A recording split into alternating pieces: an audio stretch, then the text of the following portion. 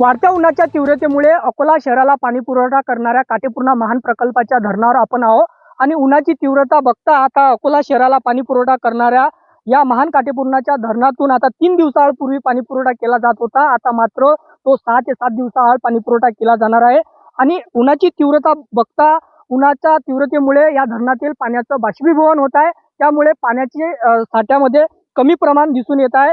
जवळपास आज रोजी 30.99% जलसाठा यावर्षी आहे आणि मागील वर्षी याच दिवशी 22.27% जलसाठा आज रोजी होता. आज 9 तारीख आहे आणि जवळपास 9% जलसाठा शिल्लक यंदा आहे.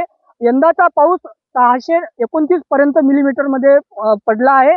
एकंदरीत पाहता अकोला शहराला मागील महिन्यात जवळपास 42.1 आणि 46.9 पर्यंत अंशापर्यंत तापमान गेलं होतं. त्यामुळे अकोला शहर आणि जिल्हा हा जगातील दुसऱ्या क्रमांकाचं तापमानाचे शहर म्हणून अकोल्याची नोंद झाली होती.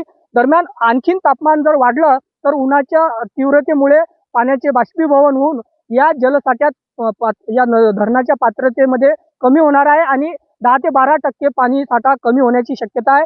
येणारा 1 महिना अजून पावसाळा पुन्हा जवळपास आहे.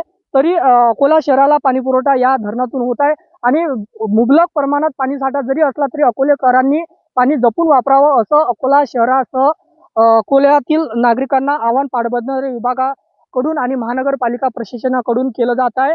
पावसाळा लांबणीवर पडल्यास पाण्याची तीव्रता आणखी टंचाई जाणवण्याची शक्यता आहे.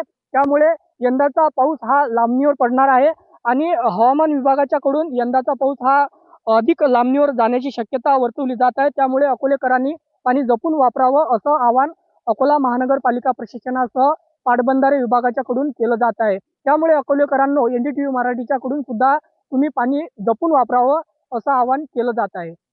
कॅमेरा पर्सन चारू दत्त सोटेसह योगेश सिरसाट, NDTV मराठी, महान बार्शी टाकळी, अकोला.